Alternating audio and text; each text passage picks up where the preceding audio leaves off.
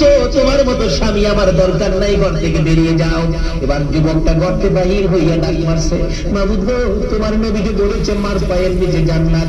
এবার বুঝেছি এই মা একটা বাজে যদি সন্তান কোলে লইয়া দুই গালে জুমাইতে পারে গো, ওই মার পায়ের নিচে জান্নাত এবার বুঝে ফেলেছি। মা গো, একটা নয়, দুইটা নয়, হাজার বার তোমাকে শোনাবো। মা মা কইয়া ডাকতে ডাকতে নদীর কিনারে যাইয়া ডাকতেছে, মা মা তুমি মরো না, মা তুমি মরো না। তোমাকে একটা নয়, দুইটা নয়, হাজার হাজার ডাক তোমাকে শোনাবো। আজকে বুঝেছি তোমার পায়ের নিচে নবী জান্নাতের খবর দিছে।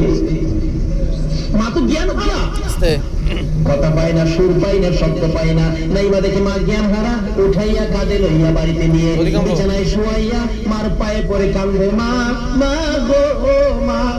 আজকে বুঝেছি তুমি কেমন মা, আজকে বুঝেছি তোমার পায়ের নিচে কেন যে জান্নাত নবী বলেছে। নবীর কথা মানবো মা, তোমার খেদমত করবো।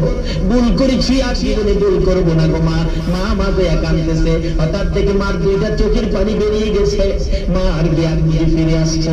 মা দুইটা চোখের পানি ছেড়ে কাঁদবে, ঠোঁট নাড়াইয়া ডাকতেছে, ছেলেটা আমার গো, ও মা তুমি বেঁচে আছো। মা ডাকতেছে, বাবা রে কেমনে আমার মা তুই ডাক দিলি।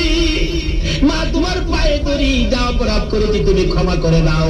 মা দুইটা হাত বাড়ায় ডাকতেছে, বাবা গো আয় আমার বুকে আয়, পায়ে ধরতে হবে না রে বাবা, আয় আমার বুকে আয়। যেই বুকে 14 গালে পায়খানা করেছো, যেই বুকে 14 গালে প্রস্রাব করেছো, এই বুকে আয়।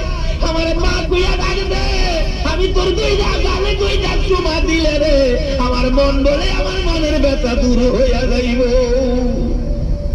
আমার নবী বলেছেন, উম্মতেরা রে, নামাজ পড়ে জান্নাতে যাওয়া যাবে না, রোজা করে জান্নাতে যাওয়া যাবে না, হজ করে জান্নাতে যাওয়া যাবে না।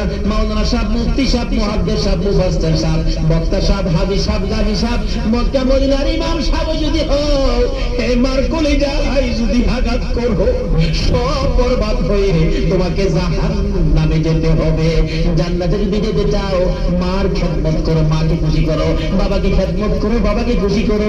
বাবা যা চাই তা কিনে দাও, নিজে যদি নাও খাও, আগে মা বাবার মুখে খানা দাও।